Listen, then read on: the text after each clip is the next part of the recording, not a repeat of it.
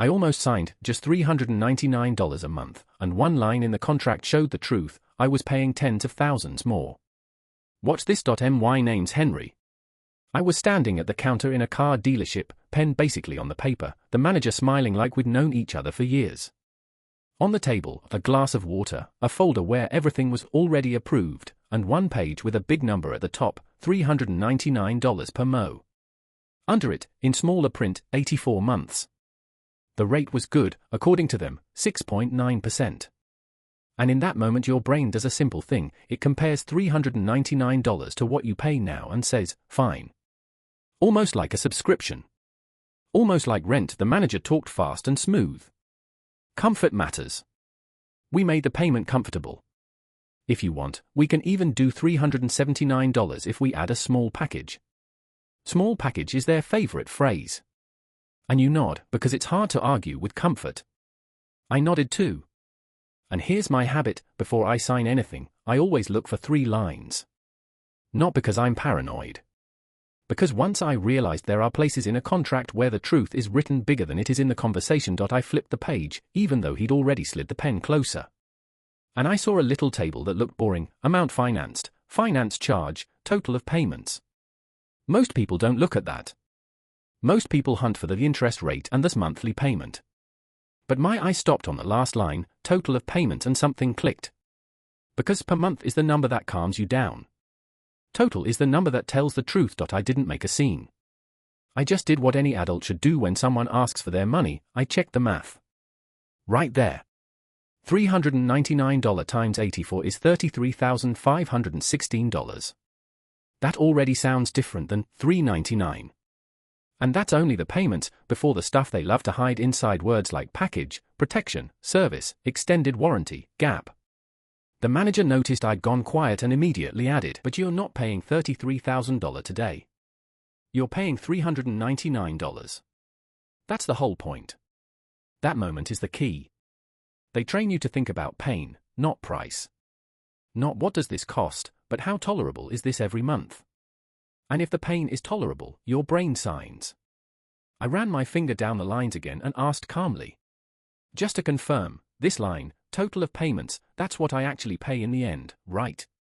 He answered the way people answer when they want to shut the topic down. Well, mathematically, yes. But that's on every contract. It's just the form. Just the form is their second favorite phrase. And if you're listening right now thinking, so what? That's what loans are, I get it. I thought the same thing, until I saw how easily a comfortable payment turns a normal deal into one where you overpay like you bought a second car and never even took it home. I asked for 1 minute and opened my calculator. Not to win an argument. Just not to lose quietly. And the weird part? I didn't feel embarrassed or scared. I felt clear. Because clarity has a side effect, it makes the conversation honest. I looked up and said, let's do this. We're not talking about $399 yet. We're talking about the total amount. Then we'll decide what payment comes out of that. He tightened up a little. And that was the first sign I was finally looking where it wasn't convenient. If you've ever signed something while only looking at per month, answer yourself honestly, did you see the line total of payments before you signed, or after? The manager immediately tried to pull me back into the payment zone. If we add $2,000 to the down payment, it'll be $372. If we stretch it out more, it'll be even easier. That's the trick, you can almost always make the payment easier by buying time. And time is the most expensive thing in any loan. I asked him to print the page with the out-the-door total price and show me, separately, how much of it was pure finance charge. He smiled. People don't usually calculate that deep. I nodded, because it's true. And that's why this one line works.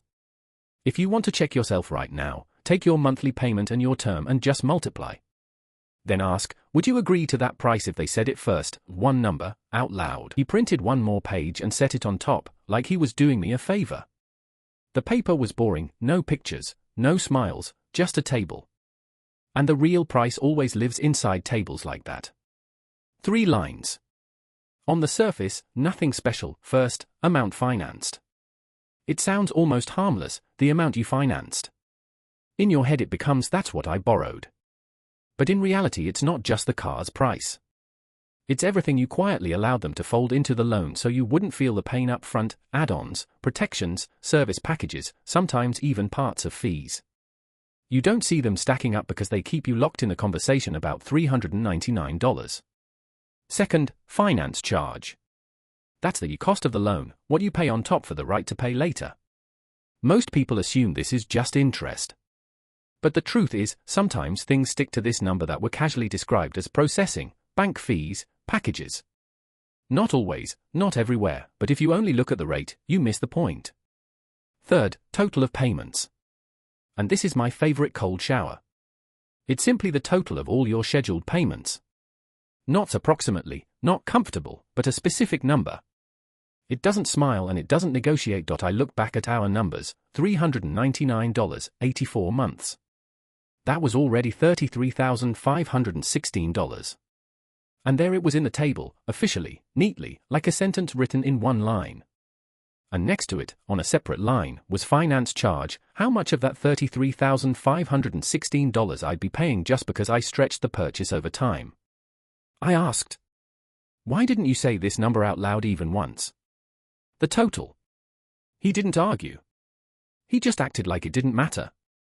Because people care about the payment. That's how they buy. You care about being comfortable too, right? And here's the part one want you to hear with no drama, just as a fact. A comfortable payment isn't the goal. It's a tool. A tool that lets them add extra stuff to the deal without changing how the purchase feels. I leaned in and said, "Let's go through the amount financed. What exactly is inside it?" He flipped the page and started listing things like they were nice bonuses. Gap, extended warranty, interior protection, maintenance package. I asked him to stop. One by one. How much is the warranty? $2,400. Gap. $1,050. Protection. $799. Now here's a simple mechanic that almost nobody says out loud. If you agree to those things inside the loan you don't just buy them.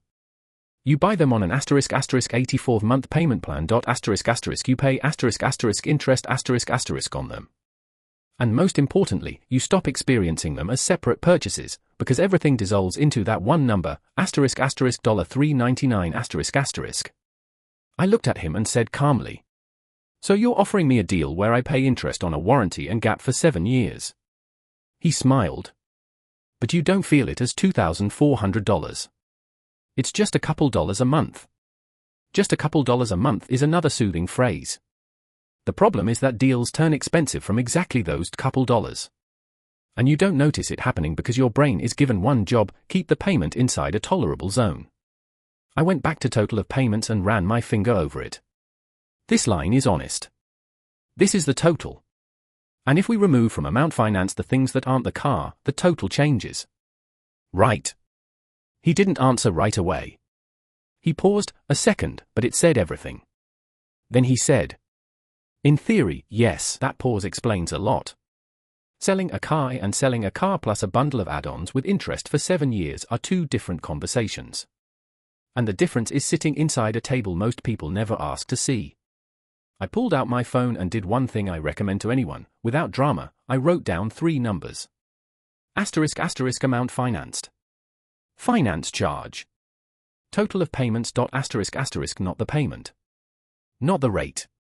3 numbers. Because if all you have is a monthly payment, you're living inside their script. But when you have the total, the script becomes yours. And you know what's most uncomfortable? Even when you see total of payments, that still isn't the whole bill. Because there's money you lose before the loan, money you lose over the term, and one detail that looks small on paper but becomes a big number when you add everything up. I looked at the manager and said, "Okay. Now show me the out-the-door total, the full price with every fee. And separately, what's required, and what's just convenient to add." He smiled again, a little tighter this time.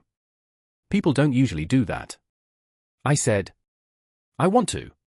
If you have any loan right now, car, electronics, anything, be honest, do you know your total of payments or do you only know your per month?" He brought the out-the-door printout and set it down so I could only see the top line.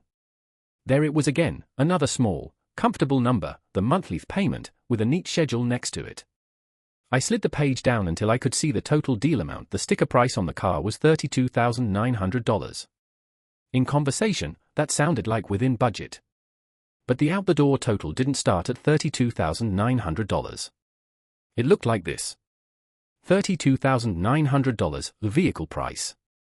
$1,980, tax. $495, documentation fee. $389, registration. $699, prep delivery. $2,400, extended warranty. $1,050, gap.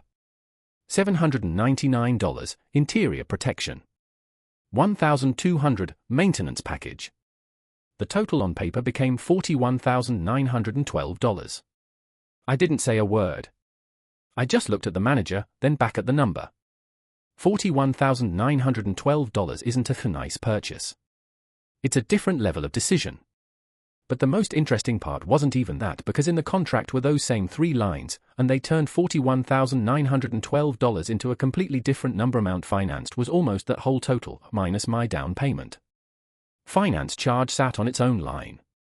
And total of payments, that's the number that made me open the calculator in the first place. The manager tried to pull me back into this payment zone again. Look, what matters to you is $399. The total is just a formality. I nodded and said, okay. Then let's count the formalities only. I took $399 and multiplied by 84 again, out loud this time. $33,516. He jumped on it immediately. See? Totally fine. I raised a finger. Hold on. That $33,516 is only true if nothing extra is buried in the payment and if the rate is working in a vacuum. But on paper, the out the door is $41,912, and you're financing almost all of it. That means the real total will be closer to the total of payments line. Let's look at that. He froze for a second, then showed me. On the total of payments line was the number nobody says out loud because it kills the mood of the purchase, $57XX. The exact last digits didn't matter as much as the fact itself. Between car is $32,900 and I will pay $57XX is a gap filled with time, add-ons, and interest. I paused again, not for drama, just to let my brain catch up. So I'm buying a car for $32,900, and I'm paying around $50,000. He exhaled through a smile. But that's over 7 years. Monthly, it's calm. And right there I did something most people don't do on the spot. I didn't argue. I started subtracting. Okay. We remove everything that isn't the car. Warranty $2,400, remove it. Gap $1,050, remove it. Protection $799, remove it. Maintenance package $1,200, remove it. That's $5,449 off the financed amount. Agree. He tried. But those are useful. Useful means we buy them separately, not at interest over 84 months. Let's keep this clean. I asked for a second quote, the same car, the same taxes and required fees, but without the packages. He printed a new sheet. The payment wasn't $399 anymore. It was $342. And that was the funniest part, those added protections didn't make the deal safer. They made it heavier and more expensive, and the comfort was just a mask. Then I went further. Now a second scenario. Not 84 months. 60. He immediately said, then the payment will be higher. People don't like a high payment. I know. And I like a low total of payments. At 60 months, the payment really did rise. But the total of payments dropped by thousands and thousands. Because time is what you're buying in a loan. And the more time you buy, the more you pay for the privilege of later. I looked at him and said, do you see the difference? You're not selling me a car. You're selling me the feeling that everything is fine while I sign a number I wouldn't sign if you said it out loud first. He answered more honestly than I expected. That's just how it works. People choose by the month. I nodded. And that's exactly why people overpay. And here's the part that almost never makes it into this conversation. Even asterisk asterisk total of payments asterisk asterisk isn't the whole bill. It's only what's asterisk inside asterisk the contract. It doesn't include what happens outside, insurance, maintenance, depreciation, and the moment you try to exit early and realize you're underwater because the debt drops slower than the car's value. I stood up, stacked the papers neatly, and said, "Right now I have one question. If I want to sell this in 2 years, how much will I still owe, and what will it be worth?" The manager smiled again, less confident this time. "Let's not get ahead of ourselves." I said, "That's exactly what I want to do. Because that's the price of the decision. If you want to check yourself today, take any monthly payment you have, multiply it by the term, and compare it to what you think the price was. Then write one number in the comments, the difference. I genuinely want to see what it looks like in real life." He didn't like my question about 2 years. Not because it was unfair, because it was inconvenient. "Let's not get ahead of ourselves," he said again, and then he tried to move the spotlight back to the only number that keeps people calm, the monthly payment. So I did something simple. I took the papers, flipped to the page with the loan details, and asked for one more sheet, an amortization schedule. Not a vibe, not a promise. A schedule. "Just show me this," I said. "After 24 payments, how much principal is actually gone? And what's the payoff amount?"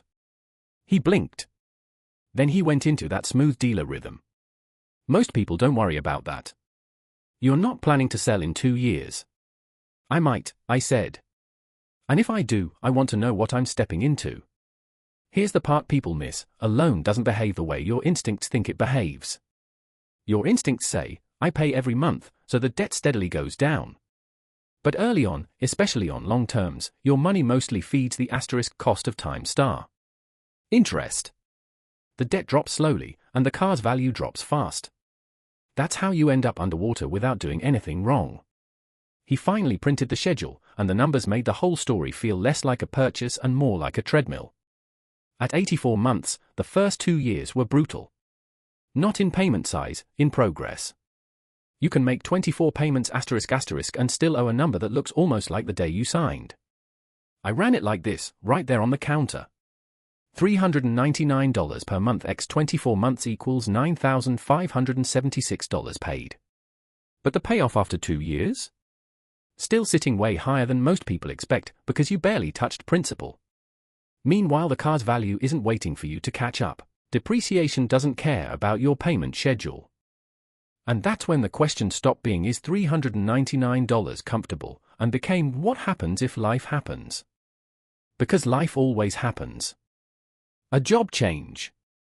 A move. A kid. A medical bill. A relationship. A new commute. A layoff. Or sometimes it's not even dramatic, you just get tired of the car 2 years in and want out. And that's the moment a long-term loan turns from comfortable into sticky. The manager saw where I was going and tried a different angle. "We can get you out of this whenever you want. People trade in all the time." That sentence sounds reassuring.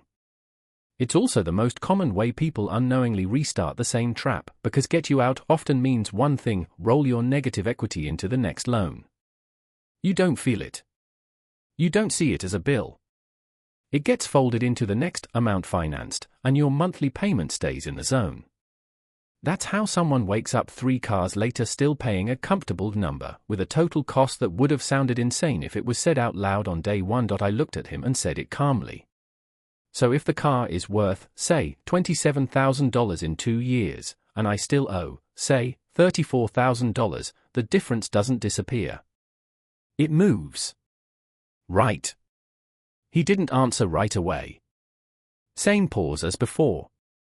Then, "Well, it depends on the market." "Sure," I said. "But the structure doesn't depend on the market. The structure is the structure." And this is where I want you to recognize the script, because it's not just one dealership. It's the default script. When you ask about totals, they pull you back to monthly. When you ask about payoff, they talk about trade-ins. When you ask about the real cost, they offer a longer term. When you resist add-ons, they reframe them as just a few dollars. And the whole time, your brain is trying to be a good customer, trying to keep the conversation friendly, trying not to be this difficult person. Not even close. Because the payment is what happens asterisk after asterisk, the deal is expensive. The payment is the packaging. The deal is the price, the fees, the term, the add-ons, the interest, and the exit cost when you're done pretending this is a forever decision. I tapped the amortization page. This is what I'm buying when I pick 84 months, I said. I'm buying slow principle. I'm buying a higher chance of being trapped if I need to move. I'm buying the ability to say yes to more stuff today, at the cost of fewer options later. He leaned back a little, and for the first time the room felt less like easy purchase and more like negotiation. Then he tried the most predictable move. Okay. If you're worried about being stuck, we can shorten the term.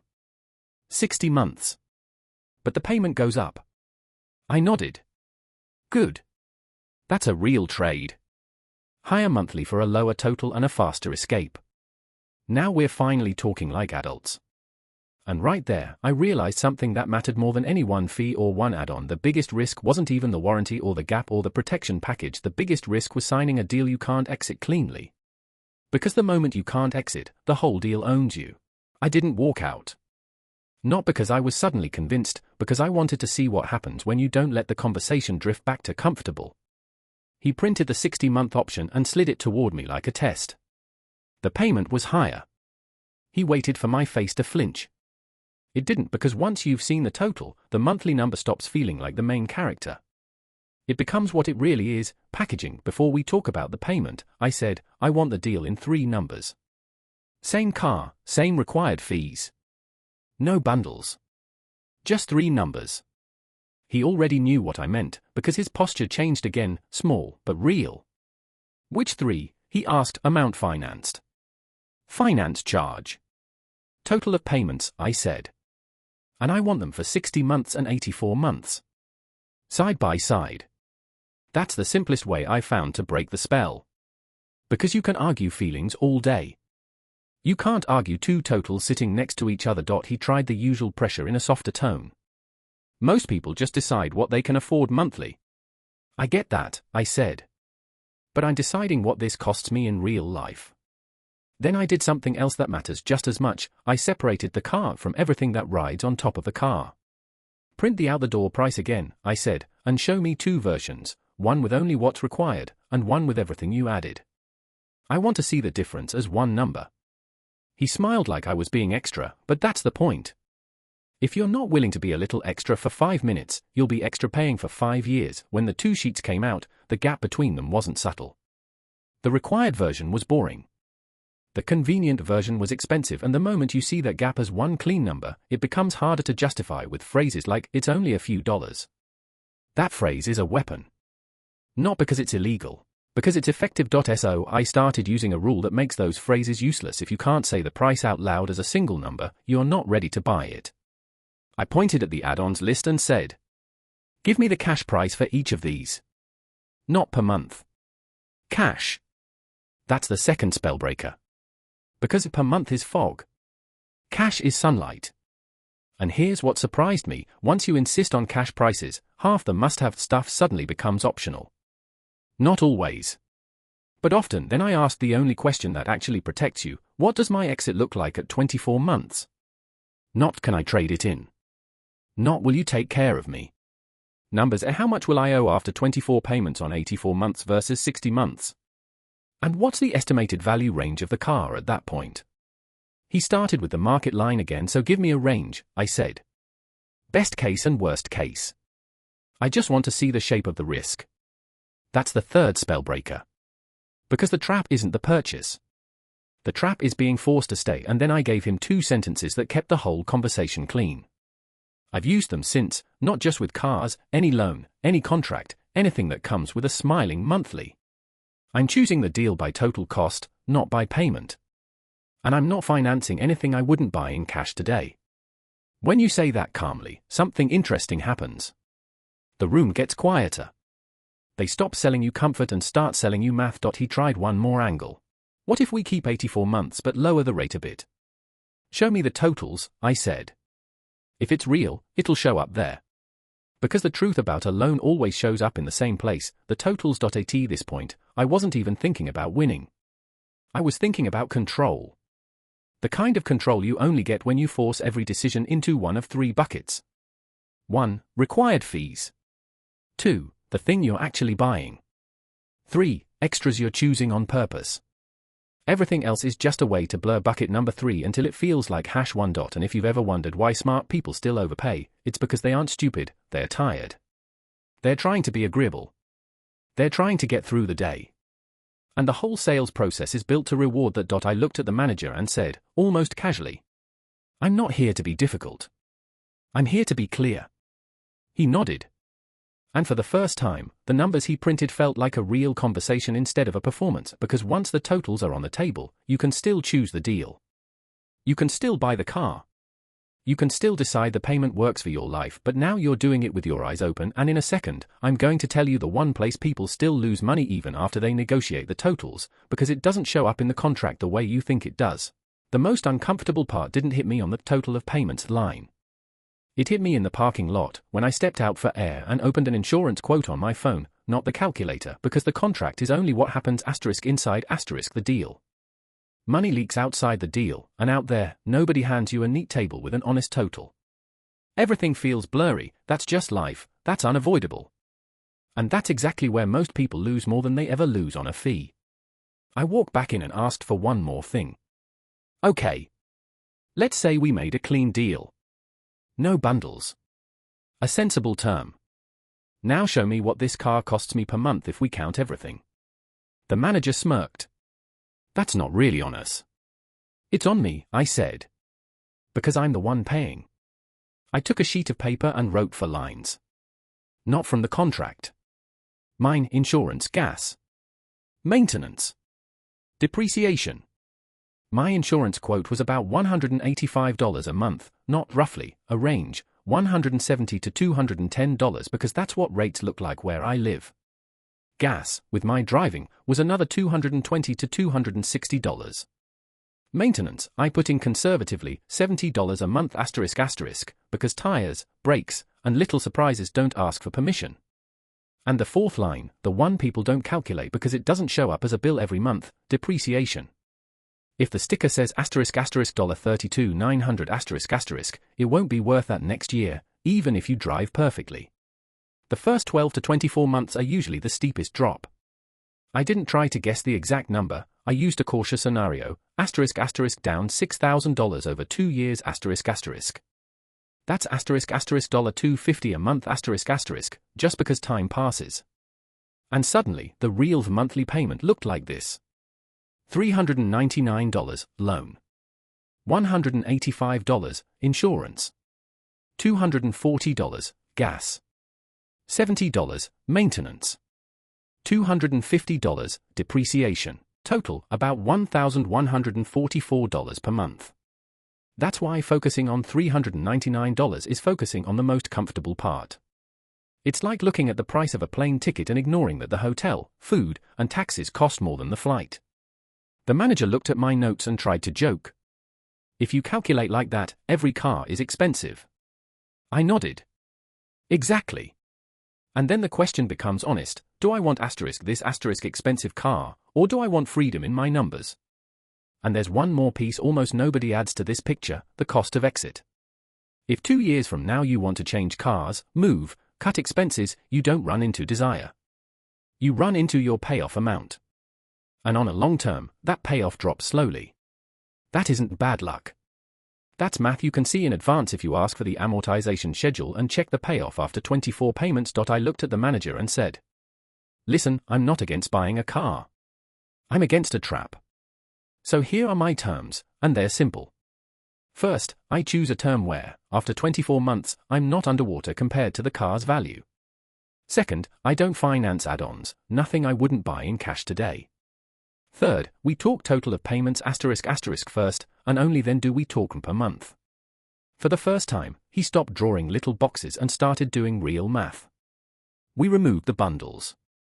We shortened the term. We kept only the required fees. The payment went up, yes. But the total went down.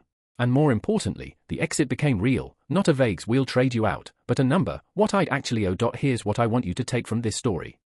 Not don't buy a car. Not everything is broken. Just one switch in your head. As long as you choose by the monthly payment, you can be led. The moment you choose by the total, and by your exit, you control the deal. If you're making any monthly payment purchase today, do one thing: find 3 numbers in the paperwork: amount financed, finance charge, total of payments, and next to them write your 4 outside lines: insurance, gas, maintenance, depreciation. You'll be shocked how fast comfort turns into reality. And yes, I want an honest argument in the comments. Post your payment and term, and tell me, did you see total of payments before you signed, or not? If this helped and you want more breakdowns where we expose deals with numbers instead of vibes, hit like, subscribe, and leave a comment with your numbers. I read them, and I'll break down real cases.